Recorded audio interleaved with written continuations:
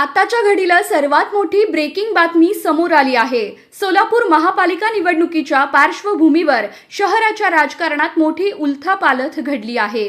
शिवसेना, शिंदे गट आणि राष्ट्रवादी काँग्रेस अजित पवार गटाची युती अधिकृतपणे जाहीर करण्यात आली आहे।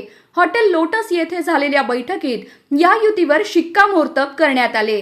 या युतीसाठी राष्ट्रवादी काँग्रेसचे संपर्क मंत्री दत्तात्रय भरणे आणि शिवसेना शिंदे गटाचे नेते सिद्धाराम म्हेत्रे यांच्यात महत्त्वपूर्ण चर्चा झाली होती। भाजपसोबतची युती अंतिम न झाल्याने शिंदे गटात अस्वस्थता निर्माण झाली होती।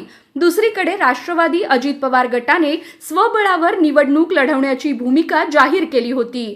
मात्र कृषी मंत्री दत्तात्रय भरणे यांच्या सोलापूर दौऱ्यानंतर दोन्ही पक्षातील युतीच्या हालचालींना वेग आला।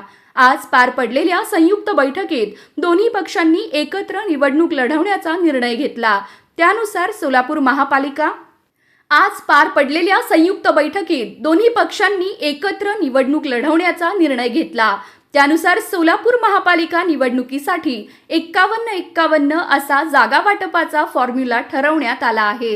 या निर्णयामुळे सोलापूरच्या राजकारणात मोठा बदल घडला असून आगामी महापालिका निवडणूक अधिकच चुरशीची आणि रंगतदार होण्याची शक्यता व्यक्त केली जात आहे।